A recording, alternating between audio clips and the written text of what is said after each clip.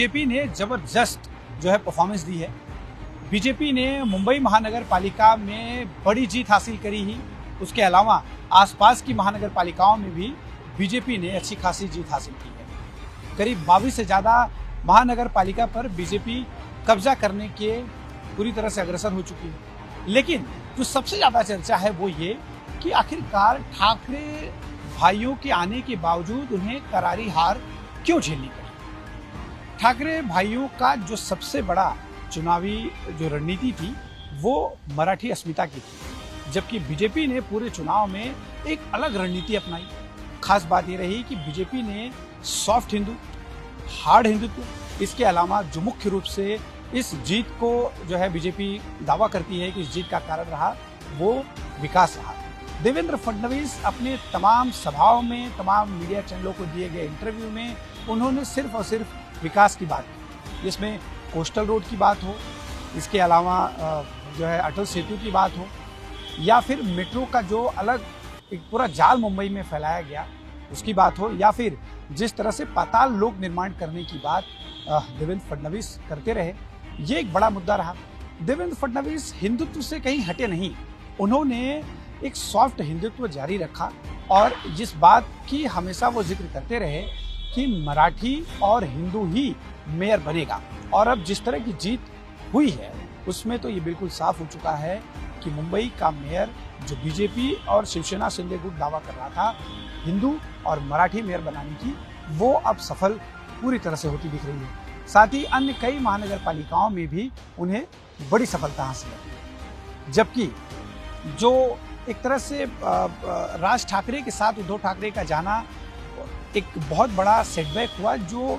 पर प्रांतीय वोटर्स थे, जो उद्धव के साथ पहले कई चुनाव में वोटिंग करके आए हैं। देखिए, हम लोग बहुत पहले से ही देखते रहे कि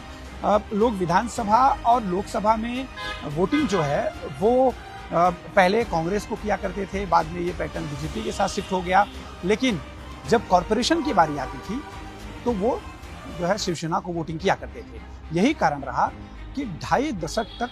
शिवसेना पूरी तरह से सत्ता में काबिज रही। लेकिन इस बार समीकरण बदला। राज ठाकरे जो हार्डकोर पर प्रांतीय मुद्दे पे जो है चुनाव लड़ते रहे हैं, हार्डकोर मराठी मुद्दे पर चुनाव लड़ते रहे हैं, साथ ही जिस तरह के एक्शन जो है महाराष्ट्र नवनिर्माण सेना के लोगों ने पर प्रांतियों के साथ किया, चाहे वो थप्पड़ मारने की बात हो या अपशब्दों के इस्तेमाल की बात हो, इन सारी चीज़ों के बावजूद राज ठाकरे के साथ उद्धव ठाकरे गए, जिसका नतीजा ये हुआ कि जो परप्रांतीय वोटर्स थे वो उद्धव ठाकरे से बिल्कुल अलग हो गए। साथ ही जिस तरह से प्रचार भी हमने देखा कि कई जगहों पर उद्धव ठाकरे को जो मुस्लिम कैंडिडेट उतरे थे शिवसेना उद्धव ठाकरे के, वो जनाब करके अब जो है उद्धव ठाकरे को उनके पोस्टर्स पर एक तरह से संबोधित करते थे, जिसे बीजेपी ने चुनावी मुद्दा बनाया। साथ ही मराठी और मुस्लिम वोट एक तरफ जो है कहीं ना कहीं वो उद्धव और राज ठाकरे की तरफ गया, जबकि जो परप्रांतीय वोटर्स थे, मराठी वोटर्स जो है बड़े पैमाने पर ये बीजेपी की तरफ इंटैक्ट बने रहे। शिंदे को एक तरह से मराठी का जो ये पूरा समीकरण बैठाया गया था, शिंदे उसी तर्ज पर काम कर रहे थे। शिंदे को भले ही बहुत ज़्यादा सफलता नहीं मिली हो, लेकिन शिंदे के साथ बीजेपी का रहना, दोनों की जो है अलग अलग स्ट्रेटेजी पर काम करना, यहाँ एक तरह से सफलता का एक बड़ा कारण बना। वहीं दूसरी तरफ जो चाचा भतीजे साथ में आए पुणे में, उन्हें भी सफलता नहीं मिली। शरद पवार की जो एक तरह से उनका रुतबा हुआ करता था, एक कद था महाराष्ट्र की राजनीति में, 2 परिवारों का कद हमेशा महाराष्ट्र की राजनीति में रहा, एक ठाकरे परिवार का, दूसरा पवार परिवार का। पवार परिवार का कद विधानसभा चुनाव में शरद पवार के जो है नेतृत्व में जो चुनाव लड़ा गया उसमें पूरी तरह से पवार परिवार विफल रहा।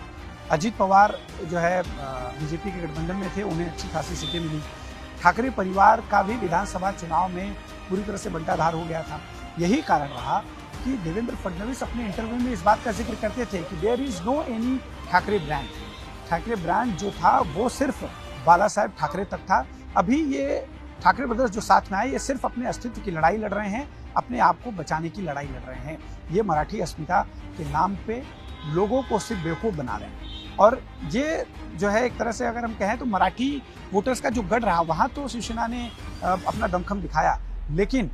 जहाँ पर सारे प्रांत से आए लोगों का जो है ज़्यादा वोटर्स रहे, मराठी वोटर्स भी रहे, उन जगहों पर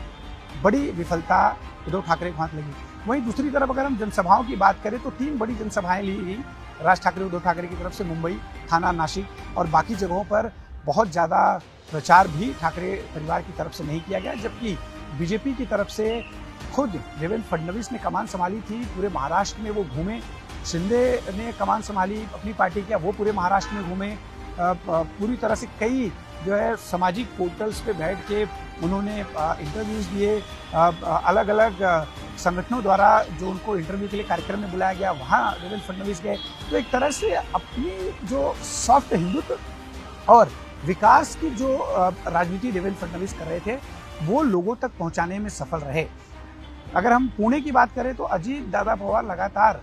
जो है बीजेपी के ऊपर भ्रष्टाचार का आरोप लगा रहे थे, लेकिन चूंकि उनके ऊपर 70,000 करोड़ के भ्रष्टाचार का एक मामला था तो ऐसे में लोगों ने उनके इस बात को बाई नहीं किया, यानी उस बात को लोगों ने नकार दिया। यानी चाचा भतीजे की जोड़ी पिंपरी चिंचवड़ और पुणे में पूरी तरह से विफल रही, जो एक तरह से उनका गढ़ माना जा रहा था, और चाचा भतीजे बीजेपी से ही लड़ने के लिए एक साथ आए थे, लेकिन उन्हें यहाँ पर पूरी तरह से असफलता हाथ लगी। यानी कि एक तरफ शरद पवार ब्रांड,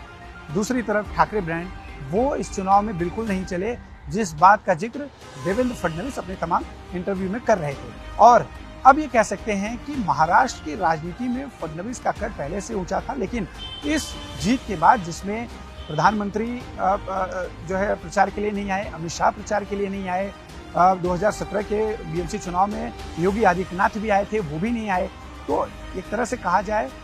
जो कोशिश देवेंद्र फडणवीस ने जो स्ट्रेटेजी बनाई थी सॉफ्ट हिंदुत्व की वो लगातार लेते रहे, लेकिन उनके दूसरे जो नेता रहे, चाहे वो नितेश राणे हो, अमित साटम हो या फिर पूर्व सांसद किरीट सोमैया हो, ये हार्ड हिंदुत्व और बांग्लादेशी के मुद्दे पर लगातार जो है विपक्ष को घेरते रहे। वहीं जब बुर्के वाली मेयर की बात आई तो उद्धव ठाकरे और राज ठाकरे ने बिल्कुल चुप्पी साध ली थी, क्योंकि उन्हें ये लग रहा था कि अगर वो बुर्के वाली मेयर को लेकर मुद्दा बनाते हैं तो मुस्लिम वोट कहीं ना कहीं उनसे कट जाएगा, और यही कारण रहा कि उन्होंने बुर्के वाली मुद्दे पर तो बात नहीं किया, लेकिन जब बात उत्तर भारतीय मेयर की कृपा शंकर ने एक बयान में कहा तो उसको हाथों हाथ लिया, और ये बात भी बीजेपी जो नॉर्थ इंडियन वोटर हैं उन तक पहुंचाने में कामयाब रही। यही एक कारण रहा कि एक इंटैक्ट जो वोटर्स थे नॉर्थ इंडिया के वो पूरी तरह से बीजेपी के साथ रहे, दूसरे राज्यों के वोटर्स भी बीजेपी के साथ रहे। फिर अन्नामलाई को लेकर जो अभद्र टिप्पणी राज ठाकरे द्वारा की गई तो जो साउथ इंडियन वोटर रहा वो भी कहीं ना कहीं जो है खिसका, और नतीजा सबके सामने है। बीजेपी ने बम्पर जीत हासिल की है और पहली बार